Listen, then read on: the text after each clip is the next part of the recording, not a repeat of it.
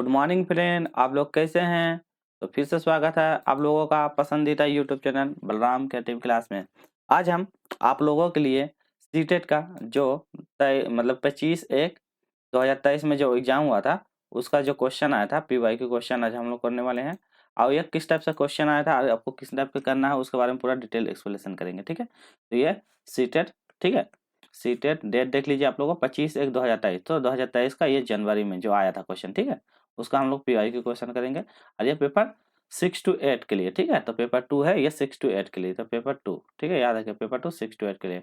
ये सीडीपी का हम लोग करने वाले हैं। ठीक है, तो चलिए ज़्यादा लेट नहीं करते, और जो कोई भी सीटेट का तैयारी करते हैं, ठीक है, तो उनको पीवाई का क्वेश्चन जरूर लगाना चाहिए। ठीक है, ताकि एग्जाम में आपको पता चलेगा कि हम कितना अब सही कर पाते हैं। ठीक है, चलिए ज़्यादा लेट नहीं करते हैं। इससे पिछले मैंने बहुत सारा पीवाई का क्वेश्चन करवा दिया, 18, 19, 20, 21, 22 तक का, तो वो सब जरूर देख लीजिएगा। ठीक है, तो आज का पहला प्रश्न करते हैं, फिर हम लोग डिटेल एक्सप्लेनेशन करेंगे। ठीक है, तो ये क्वेश्चन आया हुआ क्वेश्चन है। ठीक है, तो पीवाई का क्वेश्चन है। पहला प्रश्न है, निम्न में से क्या शारीरिक विकास में शामिल नहीं है। तो आपको बताना क्या शारीरिक विकास में शामिल नहीं है, आपको बताना है। पहला ऑप्शन आपको पास देख लीजिए। पहला ऑप्शन है शारीरिक आकार व अनुपात में बदलाव। ऑप्शन नंबर बी शारीरिक प्रणाली का कार्य। ऑप्शन नंबर सी है प्रतिबौद्धिक व गति कौशल। और ऑप्शन नहीं संवेगात्मक संवेक्षण में बदलाव। तो बताना कौन सा शामिल नहीं पूछा है। ठीक है, तो बोला है कि इसमें कौन सा नहीं है।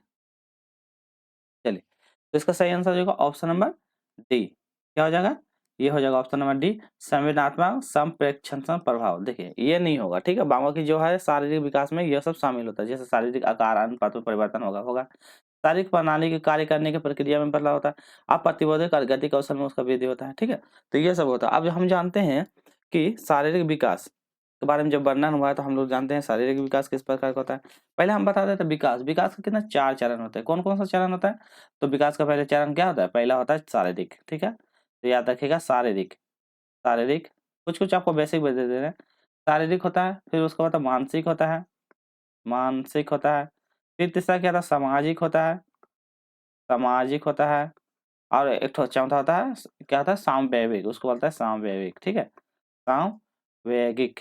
ठीक है, तो याद रखिएगा सामवैयिक। तो ये टोटल मतलब इतना सारा ये होता है, 4 अवस्था है। ठीक है, इसको इंग्लिश में याद करता है PCSA।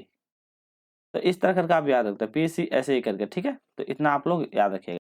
चलिए, अब शारीरिक विकास का बात किया गया, तो शारीरिक विकास में क्या था, बच्चों को क्या करना, हाइट में वृद्धि होना, वेट में वृद्धि होना। ठीक है, हाइट वेट साइज में वृद्धि वृद्धि होना, उसके बाद आकार में वृद्धि होना, शेप में वृद्धि होना। तो ये सब जो होता है इसका अंतर्गत में। तो इसी में आता है गति के 2 प्रकार होता है। कौन कौन, एक होता है ग्रॉस मोटर स्किल, एक फाइन मोटर स्किल। तो ये भी याद रखिएगा, गति में जो इसी में जो होता है शारीरिक विकास में एक ग्रॉस मोटर स्किल होता है, एक ग्रॉस होता है और एक होता है फाइन। ठीक है, तो ये भी याद रखिएगा। ठीक है, ग्रोस और फाइन। तो ग्रोस में बड़ी मांसपेशी का विकास होता है। ठीक है, तो याद रखिए बड़ी मांसपेशी का विकास ग्रोस मोटर स्किल में, और छोटी मांसपेशी का फाइन मोटर स्किल में। ठीक है, जैसे बड़ी मांसपेशी जैसे कि हाँ मतलब कि हाथ हो गया, पैर हो गया, तो ये सब जैसा होता है ना, तो ये सब बड़ी मांसपेशियों का विकास। जैसे कि और मतलब कि छोटा ग्रोस मोटर स्किल हो गया। चलिए, तो जैसे ग्रोथ में हो गया, जैसे कि दौड़ना। ठीक है, दौड़ना, घुटने के बल से चलना, टहलना, रनिंग करना, तो ये सब जो होता है जिसमें ग्रोथ मोटर स्किल में आता है। और छोटा में जैसे उंगली के महादिवस में क्या करना है, आप ड्राइंग बनाना, पेंटिंग बनाना, कागज पे लिखना, तो ये सब जो होता है उंगली के महादिवस में जो छोटा मोटा काम होता है ये फाइन मोटर स्किल होता है। ठीक है, तो इतना आप लोग याद रखिएगा। चलिए, फिर हम लोग आगे की ओर बढ़ते हैं, फिर नेक्स्ट क्वेश्चन में देखते हैं और क्या है। दूसरा क्वेश्चन देख लेते हैं। दूसरा क्वेश्चन में क्या बोलता है, बच्चों के विकास का क्या क्रम है। तो बच्चों के विकास का क्रम क्या है बताना। जन्म के समय निश्चित हो जाता है, पर्यावरण से उचित सहायता के मतलब बदला जा सकता है, साथ ही मतलब पर्यावरण के साथ में रहकर उसको बदला जा सकता है। बच्चे का विकास का क्रम पूछा है। ठीक है, एक समाज और सभी संस्कृतियों के विकास की गति का समान रहती है, यह पूछा है। और चौथा बोलता है पूरी तरह से अप्रत्याशित है क्योंकि यह अव्यवस्थित है। तो बताइए बच्चे का विकास में क्रम में किसका जिम्मेवारी, कौन सा सबसे ज्यादा रोल करता है।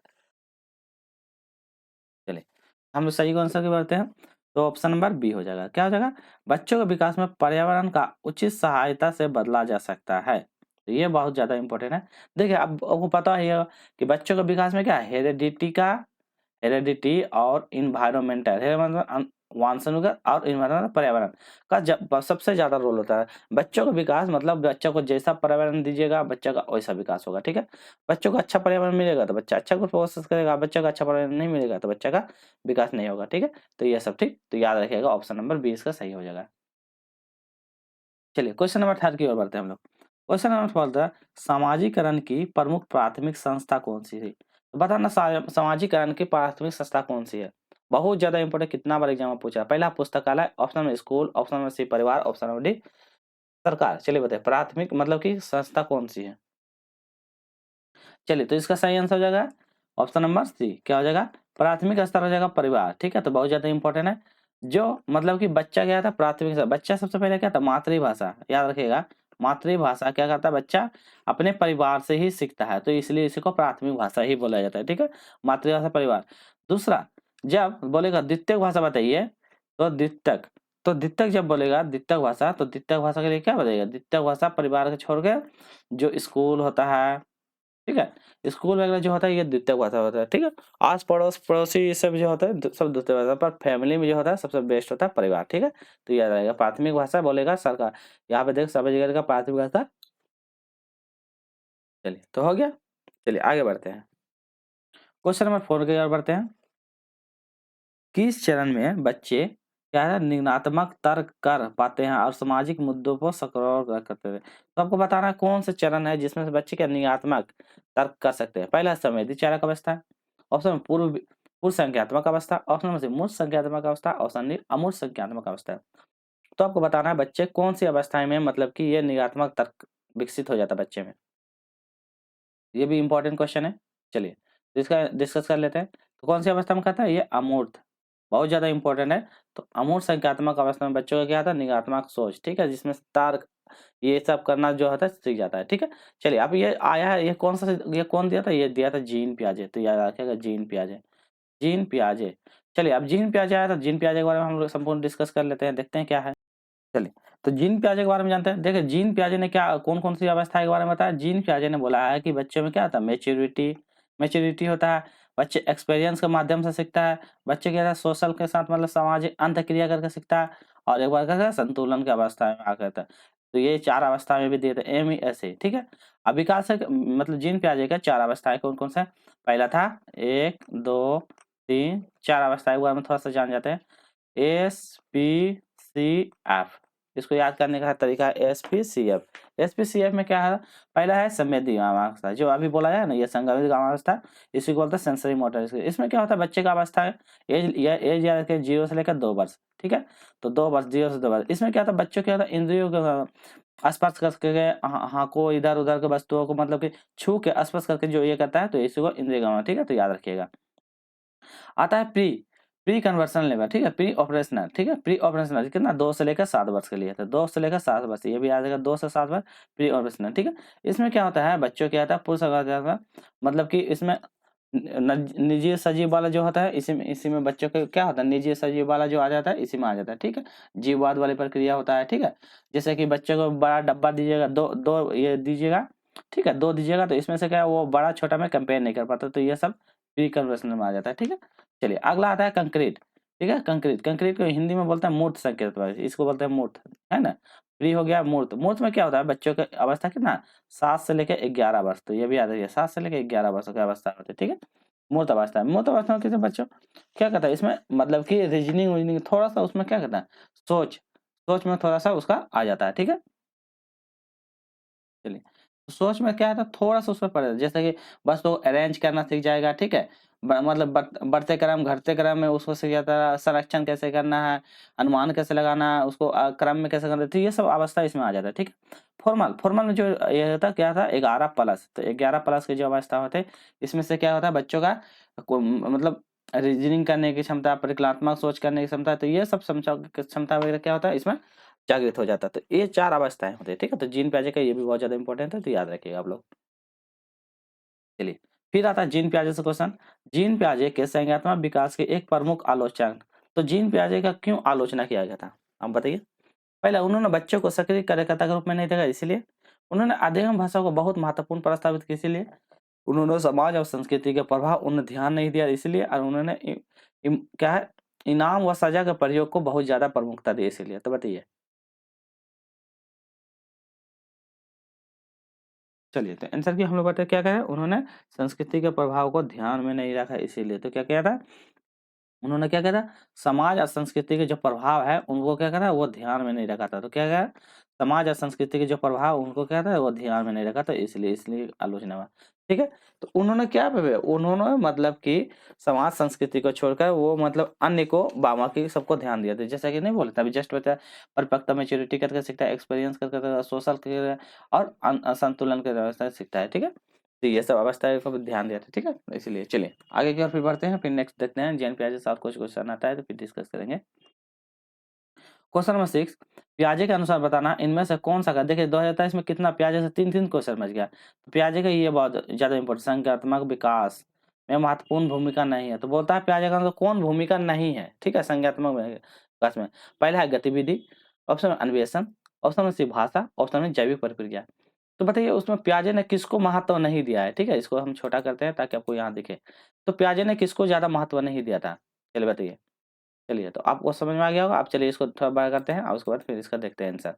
चलिए, तो पियाजे ने किसको नहीं महत्व दिया था, ये भाषा को नहीं महत्व दिया था। तो याद रखिएगा पियाजे ने भाषा को महत्व नहीं दिया था। ठीक है, तो पियाजे ने भाषा को महत्व नहीं दिया था। भाषा के बारे में कौन था, भाषा के बारे में बता ले वाइगेस्की। तो ये याद रखिएगा, भाषा को ले वाइगेस्की दिया था। ठीक है, तो भाषा को ये महत्व नहीं दिया था। देखिए उन्होंने अभी जस्ट हम बताए थे ना, देखिए ये वाला गतिविधि करके, जैसे पियाजे का जस्ट बताया था क्या हुआ, एम मेरा मतलब कि अभी जस्ट बताया था, एम मतलब परिपक्व था, परिपक्वता इसको महत्व दिया था।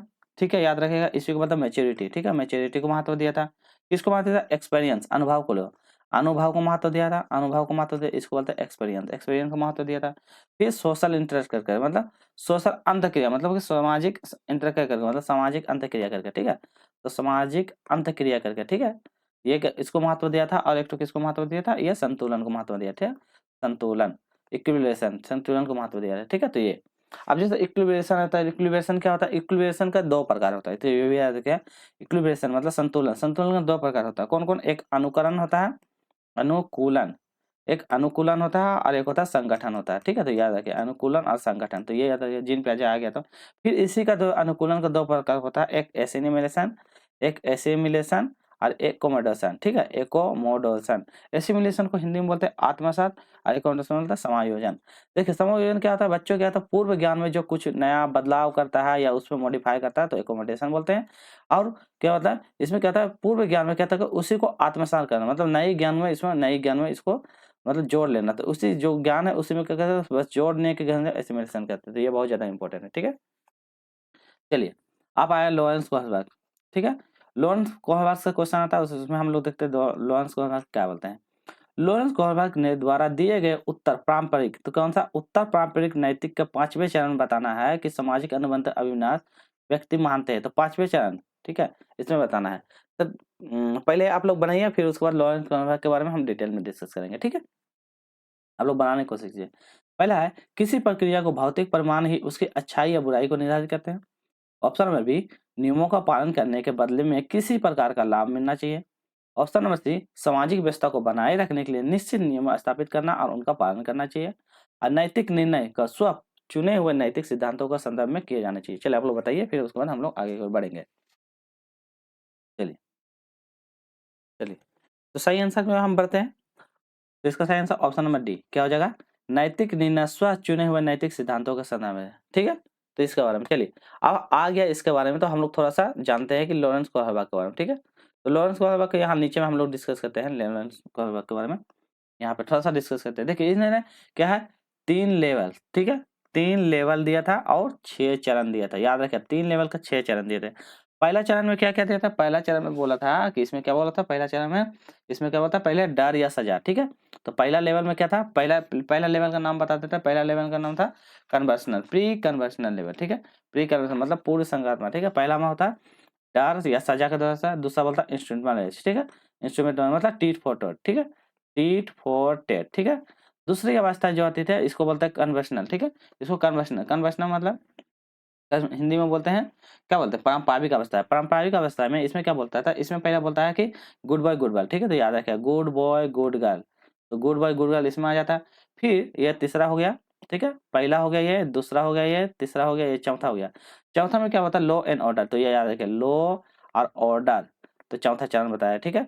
फिर तीसरा जो आता है इसमें होता है पचमा और एक होता है छठा, ठीक है।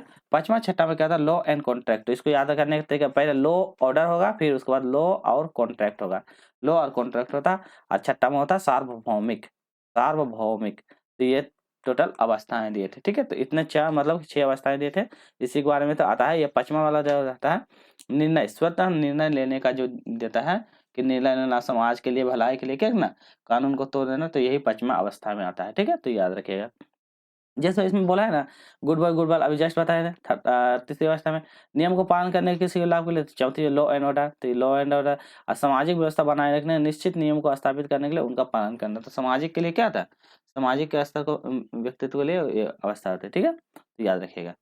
चलिए हम लोग आगे की ओर बढ़ते हैं, ठीक है। क्वेश्चन नंबर हो गया ये वाला कंप्लीट।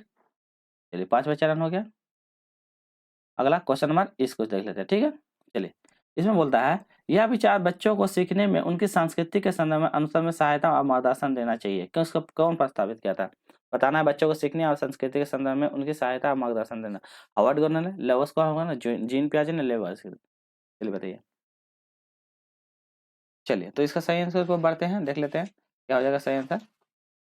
चलिए तो पहले आ गया, इसमें क्या आता है, कौन बोला था सहायता और ये के लिए, तो ये बोला था कौन वन, तो इसका सही आंसर क्या होगा, लेव वाइगोस्की।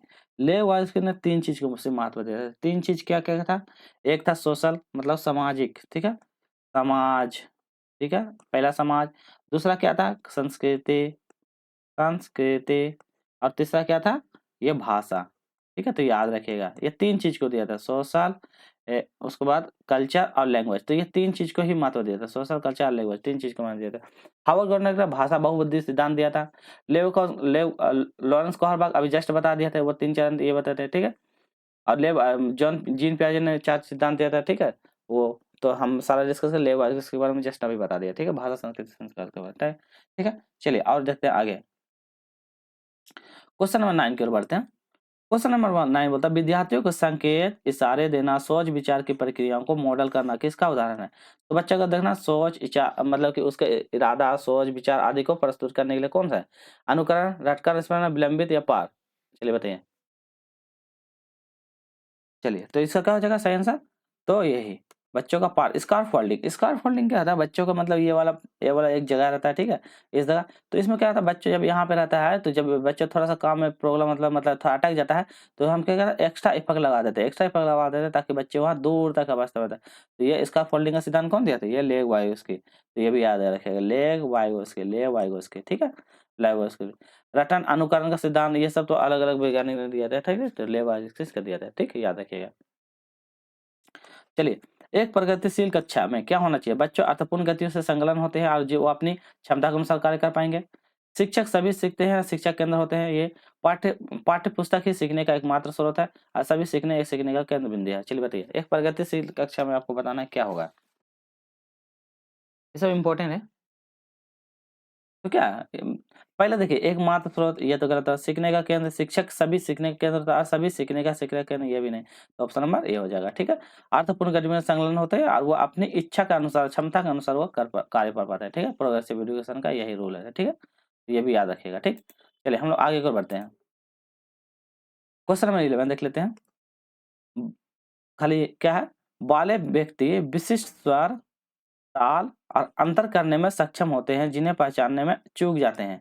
तो बताना है ताल और अंतर करने में, स्वर में अंतर करने में होते हैं सक्षम जिन्हें हम चूक जाते हैं, क्या है, तर्क गणित विधि, ऑप्शन में शारीरिक गति संवेदन विधि, ऑप्शन में से अंतर्विधिक बुद्धि और ऑप्शन में संगीत बुद्धि। चलिए आप लोग बताने की कोशिश कीजिए कौन सा सही हो जाएगा। तो किसका, जिसमें लय, स्वर, ताल आदि के बारे में होता है, तो यस इसको संगीत बुद्धि का है, ठीक है, नॉलेज। तर्क गणित जो रीजनिंग नहीं कर पाएगा, शारीरिक गति जो बॉडली करने का, अंतर्विधिक जो दूसरे के बारे में सोचता है, ठीक है। चलिए लेवाइस देखिए, फिर क्वेश्चन आ गया लेवाइस के आंसर बताना है कि संज्ञान विकास में कोई भूमिका नहीं होता है, संज्ञान विकास में बेहद महत्वपूर्ण भूमिका होता है, असंज्ञानात्मक विकास में बाधा डालती है, संज्ञानात्मक विकास को पीछे रहती है। चलिए बताइए लेवाइस का कौन सा ज्यादा ये होएगा। तो लेबर स्किल्स क्या बताया, क्या बोलता है, संज्ञानात्मक विकास में बहुत ज्यादा महत्वपूर्ण भूमिका रहता है। लेबर स्किल्स ने यही सिद्धांत ही दिया था, सामाजिक संस्कृति का सिद्धांत, लेबर स्किल का सिद्धांत। ठीक है, तो ये भी याद रखिएगा। कौन कौन सा, सोशल, कल्चर और लैंग्वेज, बस यही 3 चीज आपको याद रखिएगा, लेबर से सारा क्वेश्चन बन जाएगा। ठीक है, सोशल कल्चर, इसी में क्या होता है, जेडपीडी का सिद्धांत दिया था, बच्चों जो प्रोफेशनल एम को का सिद्धांत दिया था, तो वो सब भी दिया था, तो वो सब याद रखिएगा। ठीक है, एम को दिया था, मचान, स्कार्फ फोल्डिंग, तो सारा लेबर से। लेबर से थोड़ा सा एक एक्स्ट्रा पॉइंट आपको बता देते हैं, लेबर से 2 और एक्स्ट्रा सिद्धांत दिया था, जिसमें क्या बच्चे भाषा का जो 3 प्रकार है, एक साइलेंट स्पीच होता है, एक प्राइवेट स्पीच होता है, एक सोशल स्पीच होता है। ठीक है, तो ये भी याद रखिएगा। प्राइवेट स्पीच में क्या होता है, मतलब जो बच्चे खुद से बात करता है। ठीक है, और साइलेंट में बात करता है बट वो चुप होकर बात करता है, तो वो भी याद रखिएगा। ठीक, क्वेश्चन नंबर 13, अभी कथन है, माध्यमिक स्कूल के शिक्षकों के लिए यह महत्वपूर्ण है कि वो मीडिया में जेंडर रूढ़िवाद, तो क्या है, जेंडर रूढ़िवादिता चिंतन को आलोचनात्मक रूप से देखने के लिए छात्र सक्षम करेंगे। ठीक है, यह पूछा है। मीडिया समाजीकरण की एक महत्वपूर्ण संस्था है। ठीक है, तो आपको पहला क्वेश्चन दिया, यहाँ तर्क दिया, तो आपको बताना कौन सा सही हो जाएगा। ये दोनों सही है और उसकी व्याख्या भी करता है, या दोनों सही है उसकी व्याख्या नहीं करता, ये सही है पर आर गलत है, ये आर दोनों गलत है। चलिए बताइए, मीडिया के बारे में बताना है, उसके बाद फिर आगे की ओर हम लोग बढ़ेंगे। चलिए, तो क्या हो जाएगा इसका, ऑप्शन नंबर ए, क्या था, ए और दोनों सही है, उसको व्याख्या करता है। क्योंकि देखिए इसमें मीडिया बोलता है, स्कूल को कौन बोला है, और मीडिया जेंडर रूढ़िवादिता में चिंतन करता है। मीडिया देखिए यहाँ मीडिया बोला है, ठीक है, माध्यमिक स्कूल में मीडिया के बारे में बोला, फिर उसी को बोलता है, क्योंकि मीडिया सामाजिक का एक महत्वपूर्ण संस्था है। हाँ, मीडियम के द्वारा ये क्या हम लोग जागरूक होते हैं, तो इसका सही हो जाएगा।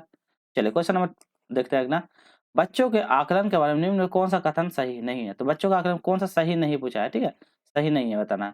आकलन बच्चों के तैयार या परखने में मदद मिलती है, आकलन से चिंतित भय का पैदा करने में मिलती है। मतलब मूल्यांकन विभिन्न साधनों का उपयोग किया जाना है, और मूल्यांकन से सहकर्मी और स्व मूल्यांकन शामिल होना चाहिए। चलिए बताइए, नहीं पूछा है ना, तो आप लोग नहीं पूछिएगा। देखिए पॉजिटिव आकलन में क्या था, पॉजिटिव क्या कहता है, तो देखिए बच्चों को परखने में मिलती है। ठीक, विभिन्न मूल्यांकन साधन का उपयोग किया जाना चाहिए, ये भी सही है। और मूल्यांकन सहकर्मी स्व मूल्यांकन भी होना चाहिए, ये भी सही है। बट ये गलत है, आकलन से चिंता और भय पैदा करने में मदद मिलती है, तो ये चिंता और भय करने में मदद नहीं मिलती है, तो यही पूछा है कि कौन सा नहीं, नहीं पूछा है तो नहीं वाला देखना है, तो ये ऑप्शन नंबर बी सही हो जाएगा। ठीक है, इसका सही ऑप्शन बी हो जाएगा। ठीक, चलिए आगे चलते हैं। क्वेश्चन नंबर 15 चलते हैं, आकलन सीखने से कैसे जुड़ा, आकलन आकलन सीखने से किस तरह से जुड़ा हुआ है। आकलन और सीखने में बीच में कोई संबंध नहीं होता है। आकलन सीखने के अंत अंत में होना चाहिए। आकलन सीखने का एक अभिन्न अंग होना चाहिए, और सीखने के मूल्यांकन पे आधार पर निर्देशित किया जाना चाहिए। तो बताइए आकलन असेसमेंट आप कैसे कीजिएगा। चलिए तो आंसर की बात है, आकलन क्या था, सीखने का एक अभिन्न अंग का हिस्सा है। ठीक है, ये होता है। ठीक है, चलिए तो क्या हो जाएगा, आकलन सीखने का एक अभिन्न अंग होना चाहिए, तो ये होना चाहिए। ठीक है, इसका कोई संबंध नहीं होना, ऐसा कुछ नहीं है, तो आकलन सीखने का एक अभिन्न अंग होना चाहिए। चलिए नेक्स्ट क्वेश्चन कहते हैं, विद्यालयों में समावेशी शिक्षा, तो विद्यालय में समावेशी शिक्षा होना चाहिए। कोई एक व्यक्ति के या समूह का विशिष्ट प्रति व्यक्ति या परिणाम के रूप में उपज भेदभाव या बहिष्कारी गतिविधियों को दूर करने का उद्देश्य होना चाहिए। समावेशी शिक्षा आपको पता है ना, समावेशी शिक्षा है कि एक ही क्लास में बिना किसी भेदभाव, ये क्लास है तो एक ही क्लास में बिना किसी भेदभाव को क्या सभी को बराबर, सभी को समान रूप से शिक्षा देना, यही होता है समावेशी शिक्षा। ठीक है, कोई जातवाद कोई भेदभाव नहीं करना है, बच्चों को समान शिक्षा देना है। ठीक है, पहला पूछा है कि मतलब कि कोई भी कर समूह में किसी दृष्टिकोण या भेदभाव, इसमें बोला है ना बहिष्कारी गतिविधियों को दूर करने का उद्देश्य को रखना, मतलब उस सबको भेदभाव जितनी है सबको छोड़ देना, किसी को वो सब नहीं ध्यान देना। ठीक है, दूसरा बोलता है इसमें है समावेशी को विशिष्ट अधिगम अवस्था वाले बच्चों को पहचान करना चाहिए इसमें, और उनका वर्गीकरण करना चाहिए और उन चीज पर लेबल लगाना चाहिए, इसका मतलब ये होता है। अगला बोलता है समावेशी शिक्षा को केवल उन्हीं बच्चों के लिए विशेष शिक्षा प्रावधान करना चाहिए जो समान नहीं है। ठीक, अगला है समावेशी शिक्षा को बच्चों की अकादमिक योग्यता के आधार पर उनका पृथक्करण करना चाहिए। तो बताइए सामाजिक शिक्षा का क्या उद्देश्य है, अभी जस्ट आपको बता दिए क्या है, ऑप्शन नंबर ए सही हो जाएगा। पहले हम देखिए गलत काट लेते हैं, योग्यता पर कभी तो लेवल लगाएंगे नहीं, बच्चों को शिक्षा का प्रावधान देना ही नहीं चाहिए। और इसमें क्या कहता है बच्चों को क्या कहते हैं यहाँ वर्गीकरण करने बोला है और उनको लेवल लगाएंगे, तो ये सब नहीं बोला, तो ये नेगेटिव है, नेगेटिव काटिए पॉजिटिव बोल बढ़िया आप लोग। तो इसको पॉजिटिव आंसर क्या हो जाएगा, ऑप्शन नंबर। व्यक्ति को क्या कहते हैं, देखिए यहाँ भेदभाव है ना, भेदभाव और बहिष्कारी गतिविधियों को क्या करना, दूर करना, तो ये सब भेदभाव और गतिविधियों को दूर करना है। ठीक है, यही इसका उद्देश्य है। चलिए क्वेश्चन नंबर 17 चलते हैं, शिक्षक बच्चों को रचनात्मक रूप से सोचने के लिए प्रोत्साहित कर सकते हैं। तो शिक्षक क्या बच्चों को रचनात्मक रूप से प्रोत्साहित कर सकते हैं, पहला, उन्हें किसी समस्या को हल करने के विभिन्न तरीकों के बारे में सोचने के लिए कहा। उन्हें उत्तर रटने के लिए कहा। उन्हें प्रश्न पर आधारित प्रश्न पूछकर। और ऑप्शन नंबर डी बोलता है उन्हें किसी समस्या पर एक पहलू पर ध्यान केंद्रित करने के लिए। चलिए आप लोग बताइए क्या करेगा, मतलब क्या करके बच्चे मतलब कि ये रचनात्मक में लिए रचनात्मक क्रिएटिव करके बच्चों को पढ़ने में बच्चों को ध्यान दे रहा है। चलिए तो आसान ही है, आप लोग बताइए फट से आंसर करिए। क्या करेंगे उसको, क्या कहते हैं बच्चों को क्या करेंगे, उन्हें समस्या के लिए हल करने के लिए क्या करेंगे, विभिन्न तरीका सोचने के देंगे। हाँ, समस्या को हल करने के क्या विभिन्न तरीके के बारे में सोचने के लिए कहेंगे। रटने के लिए नहीं कहेंगे, प्रश्न पे पास नहीं पूछेंगे, ठीक है। स्मरण करने समय उन्हें किसी समस्या पे पहलू पर ध्यान केंद्रित करने के लिए नहीं कहेंगे, तो ये सब नेगेटिव होता है, ठीक है। तो उसका सही आंसर ऑप्शन में हो जाएगा, ठीक है। चलिए अगला क्वेश्चन कर लेते हैं। कक्षा में विविधता पोषित करने के लिए शिक्षक को किस प्रकार पर विविधता क्या होता है, विविधता मतलब भाषा, संस्कृति, अलग-अलग प्रकार हर चीज में मतलब अलग होना, ठीक है। विविधता मतलब वो अलग, ठीक है। चलिए तो क्या है उस शिक्षक को किस प्रकार का ध्यान देना चाहिए, पृथकीकरण पे ध्यान देना चाहिए, नामीकरण पे, नकारात्मक भेदभाव या समानता पे। चलिए बताइए। तो विविधता पे क्या ध्यान देंगे हम लोग, समता पे ध्यान देंगे। विविधता मतलब समता, ठीक है। समता मतलब क्या है ना, विविधता मतलब कि बच्चों की जैसी ज़रूरत हो। समता मतलब होता है इक्विटी, मतलब कि बच्चों की ज़रूरत के हिसाब से, ज़रूरत जैसी ज़रूरत हो उसको नीड के हिसाब से क्या करना, हम उसको सहयोग देंगे, तो यही होता है समता, ठीक है। पृथकीकरण नहीं करेंगे, नामांकन नहीं करेंगे, भेदभाव नहीं करेंगे, तो ये सब गलत हो जाएगा, ठीक है। तो उसके नीड के अनुसार हम उसको ये करेंगे, ठीक है। चलिए अगला, वंचित पृष्ठभूमि में छात्र विविधता की कक्षा में एक शिक्षक को, तो वंचित पृष्ठभूमि में विविधता वाली कक्षा में क्या करना, शिक्षक को क्या करेगा, सभी बच्चों को अपने अनुभव को कक्षा में लाने के लिए हतोत्साहित करना चाहिए।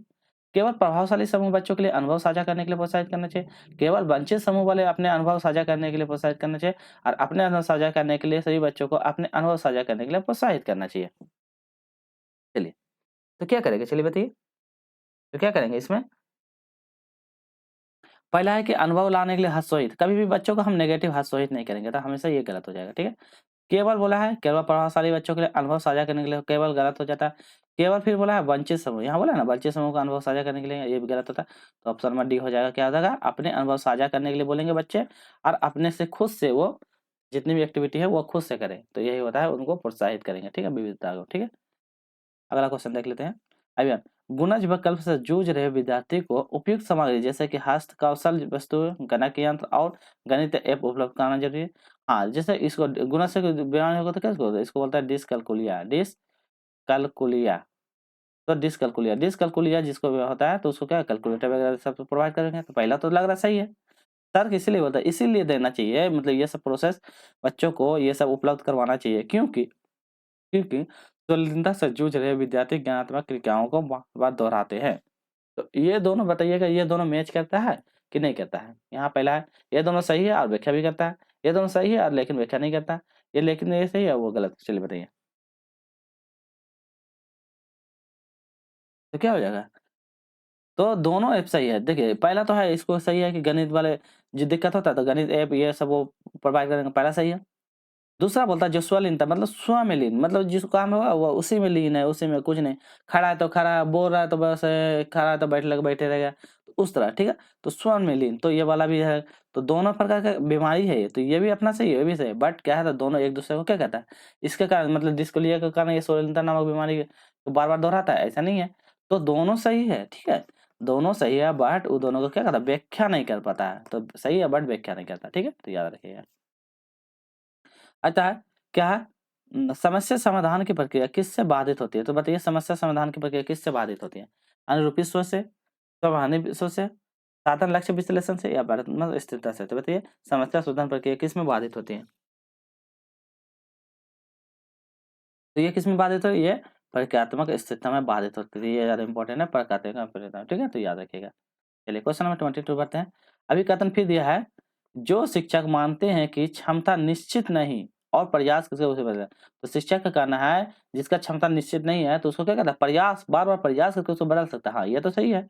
इसीलिए मतलब कि छात्रों को क्या स्कूल में अपना प्रदर्शन सुधार करने के लिए, प्रेरित करने के लिए संभावना प्रस्तुत करना चाहिए। तो इसीलिए अपने अपना प्रदर्शन सुधार करने के लिए ज़्यादा से ज़्यादा प्रयास करना चाहिए। हाँ, ये तो सही लग रहा है पॉजिटिव। इसीलिए करना चाहिए क्योंकि यहाँ तर्क को ऐसे क्योंकि कैसे समझिएगा, क्योंकि अभिप्रेरण उन विश्वासों से जुड़ी है जो शिक्षा को उनके छात्रों की क्षमता के बारे में देखता है। ये भी तो सही लग रहा है। तो चलिए आप लोग बताइए ए आर दोनों सही है, व्याख्या भी करता है, ए आर दोनों सही है लेकिन व्याख्या नहीं करता, ये सही है, आर गलत। और यहाँ पे option number D A R दोनों गलत है। चलिए बताइए क्या सही लग रहा है कि गलत लग रहा है, बताइए। चलिए तो क्या हो जाएगा इसका ऑप्शन नंबर ये हो जाएगा, ए आर आर दोनों सही है और उसको व्याख्या भी करता है। क्यों, देखिए ये प्रयास करना चाहिए और सुधार भी करना चाहिए, इसीलिए अभिप्रेरण अभिप्रेरण मोटिवेशन विश्वास से जुड़ी हुई है, जो शिक्षक को अपने छात्रों की समझाओ के बारे में क्या कहता है, बारे में रखता है, इसीलिए ये पॉजिटिव है। तो पॉजिटिव पॉजिटिव दोनों सही है, ठीक है। तो याद रखिएगा। देखिए कठिन अनुसार कितना अच्छा क्वेश्चन दिया है। आप लोग खुद से वीडियो पॉज करके खुद से बनाने की कोशिश कीजिए, ठीक है। निम्नलिखित में से कौन सा कथन सीखने के सामाजिक और रचनात्मक परिचय को समर्थन नहीं है? तो सीखने का समर्थन नहीं है पूछा है, ठीक है। अपने साथियों के बीच बच्चों से बातचीत संज्ञानात्मक विकास में एक महत्वपूर्ण स्रोत है। बच्चे अपने कार्यों के माध्यम से ज्ञान प्राप्त करते हैं। शिक्षा छात्र ऐसी गतिविधियां शामिल होनी चाहिए जो प्रयोग को प्रोत्साहित करे और मूल्यांकन शिक्षण के अंत में ही किया जाना। तो बताइए इसमें क्या बोलता है, कौन सा कथन सामाजिक रचनात्मक परिचय में साध्य नहीं है? तो सामाजिक प्रक्रिया में कौन सा साध्य नहीं पूछा है, नहीं पूछा, ध्यान दीजिएगा लोग। तो ये हो जाएगा ऑप्शन नंबर डी। क्या हो जाएगा, हमेशा मूल्यांकन शिक्षण के अंत में ही किया जाना चाहिए, ये नहीं है, ठीक है। अपने पहला है अपने समूह में बातचीत तो संज्ञानात्मक विकास का एक महत्वपूर्ण साधन है, ये सही है। बच्चे अपने कार्यों के माध्यम से ज्ञान प्राप्त कर सकता है, ये भी सही है। शिक्षा ऐसी गतिविधि शामिल होना चाहिए जो प्रयोग को प्रोत्साहित करे, ये भी सही है। तो क्या है, मूल्यांकन शिक्षण के अंत में ही नहीं होना चाहिए, ये सिर्फ अंत में नहीं, हम मूल्यांकन किसी भी समय बीच में हो सकता है, पढ़ने के दौरान बच्चे को कर ले, ठीक है। ये 2 प्रकार मूल्यांकन, एक होता है निगमनात्मक, एक होता है मतलब कि एक होता है उपचारात्मक और एक होता है निगमनात्मक। तो दोनों प्रकार के मूल्यांकन याद रखिएगा, ठीक है। तो दोनों प्रकार के आता है, ठीक। फिर देखिए कथन और निष्कर्ष क्वेश्चन है, आप लोग खुद से बनाने वीडियो पॉज कीजिए, आप बनाइए। पहला है अधिपूर्ण अधिगम सुनिश्चित करने के लिए विद्यार्थियों को यह अपेक्षा की जानी चाहिए, लर्निंग मतलब लर्निंग डिसेबिलिटी के बारे में बोल रहा है कि मतलब कि मीनिंगफुल लर्निंग, ठीक है, अर्थपूर्ण लर्निंग बोला ना, मीनिंगफुल लर्निंग के लिए अपेक्षा की जानी चाहिए कि वो ज्ञान को ठीक उसी तरह से पूर्णित करे जैसे उन्हें गृहीत किया जा रहा है। मतलब बोल रहा है कि ज्ञान उसको दिया गया है उसी तरह उसको फॉलो करना चाहिए, मतलब जो दिया गया है, ठीक है। तो बताया कि मतलब कि उसको सुनिश्चित करना चाहिए, जो उसको मास्टर बता दे उसी को फॉलो करना चाहिए, चाहे गलत पढ़ा ये उसी का रहता है।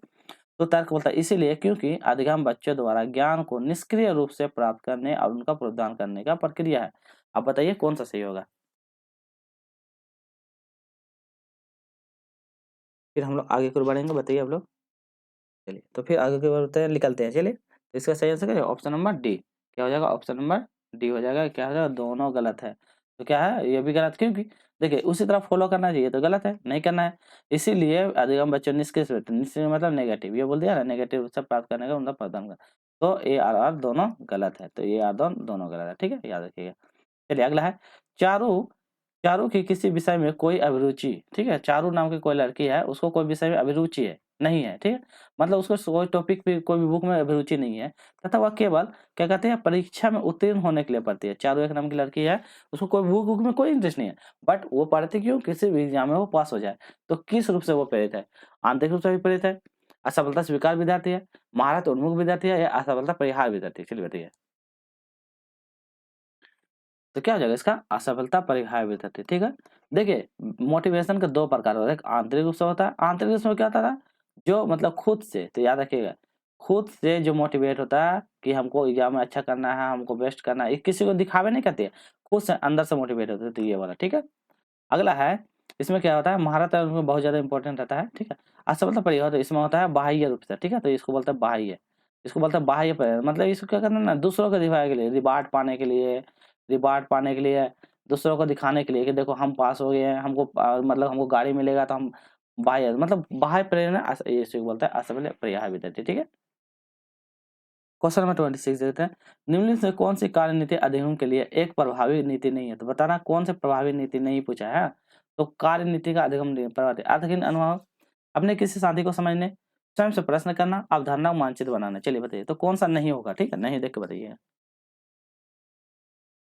तो इसमें कौन सा नहीं है, अर्थपूर्ण अनुवाचन, तो ये हो जाएगा ऑप्शन नंबर ए, अर्थपूर्ण अनुवाचन, तो ये नहीं होगा, ठीक है। माओ सबसे होगा, जैसे अपने किसी के साथी को समझाने का काम होता है, स्वयं से प्रश्न करके बात करना, अवधारणा मानचित्र बनाता है, ये जो होता है अपने से करना, ये तीनों चीज पॉजिटिव है, ठीक है। तो अर्थहीन अनुवाचन ये नेगेटिव है, ठीक है, तो इसमें बोला नेगेटिव को नेगेटिव, ठीक है। चलिए क्वेश्चन नंबर 27 देख लेते हैं। मध्य विद्यालय मिडिल स्कूल मतलब मिडिल स्कूल में कक्षा के किसी प्रकार के वातावरण से बनाने पर जोर दिया जाता है, बताना कक्षा किस प्रकार का वातावरण बनने पर जोर देता है, ठीक है, मध्य विद्यालय की कक्षा में। सकारात्मक, असकारात्मक, प्रतिस्पर्धा, व्यक्तिवाद, वेदन या रटन, भय या तनाव। चलिए बताइए, मतलब वातावरण बनने पर जोर दिया जाता है, बताइए क्या है? पॉजिटिव वाला खोजिए, सकारात्मक और सकारात्मक, तो ये हो जाएगा। प्रतिस्पंदन करने का वेदन रटन नहीं, भय या तनाव, ये नेगेटिव होता है, तो नेगेटिव हमेशा आप लोग करने की कोशिश कीजिएगा, ठीक है, सबसे पहले। चलिए अगला है, नई शिक्षा नीति एनईपी 2020 के द्वारा समकालीन नीतियों को सीखने के किस शिक्षा शास्त्र को प्रभावित करता है? पहले बताइए, शिक्षा केंद्रित, अनुभवनात्मक केंद्रित, व्यवहारवादी केंद्रित या पास्ट पुस्तक केंद्रित? चलिए पास्ट पुस्तक केंद्रित। चलिए बताइए, ये तो इजी है। तो क्या हो जाएगा, हम क्या करते हैं, अनुभव को जितना ज़्यादा हम बच्चे को अनुभव देते हैं, मैच्योरिटी देते हैं, बच्चा क्या कर अनुभव करके करके सीखने पे बल देते हैं, तो यही एनईपी होते हैं। बच्चों को सबसे ज़्यादा अनुभव के माध्यम से उसको जोड़ने की कोशिश कीजिए, ठीक है। चलिए क्वेश्चन नंबर 29, कहता बच्चों को नई अवधारणाओं को परिचित करने का क्रम होना चाहिए। तो नई अवधारणाओं के साथ परिचय करने का क्रम होना चाहिए, कैसा होना चाहिए? वैश्विक से स्थानीय, अमूर्त से ठोस, अनुप्रयोग से संज्ञानात्मक और अपरिचित से परिचित। चलिए बताइए, तो नई अवधारणा का सोच मतलब परिचय करने का क्या सोच होना चाहिए? हम लोगों को क्या करना चाहिए? अपरिचित, जिससे परिचित नहीं है उसको हम परिचित करवाएंगे, अपरिचित से परिचित करते हैं। अमूर्त से ठोस नहीं होता, मूर्त से अमूर्त होता है, ठीक है, ये सब उल्टा दे दिया, मूर्त से अमूर्त होता है, ठीक है।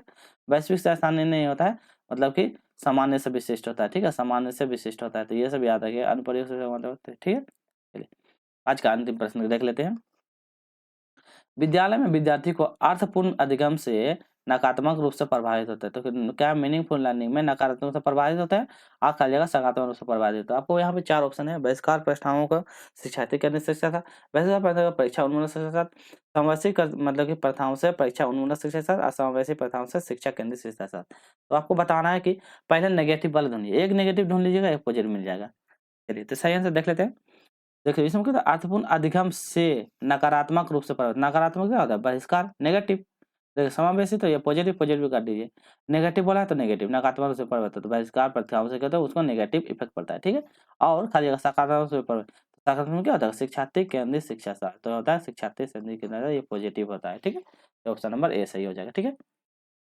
आपको क्या करना है, वीडियो अच्छी लगी होगी तो लाइक करना है, ज़्यादा से ज़्यादा शेयर कीजिएगा दोस्तों के साथ, और जो कोई भी नए हैं तो चैनल को सब्सक्राइब जरूर कर लीजिए, ताकि हम आपको सीटेट का इसी तरह का अपडेट आपको देते रहें, और सारा पीवाईक्यू क्वेश्चन करवा दें, ठीक।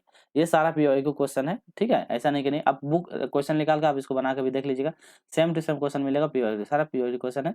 चलिए तो आज का इतना ही, हम कल मिलेंगे, फिर नेक्स्ट में एसएसटी लेंगे, ठीक है। एसएसटी करवाएंगे 2023 का, जो 2023 का जो जनवरी में आया एसएसटी का हम लोग करवाएंगे, ठीक है। तो आप लोग को कहना, वीडियो को लाइक से सब्सक्राइब कीजिएगा, आज नहीं है तो चैनल को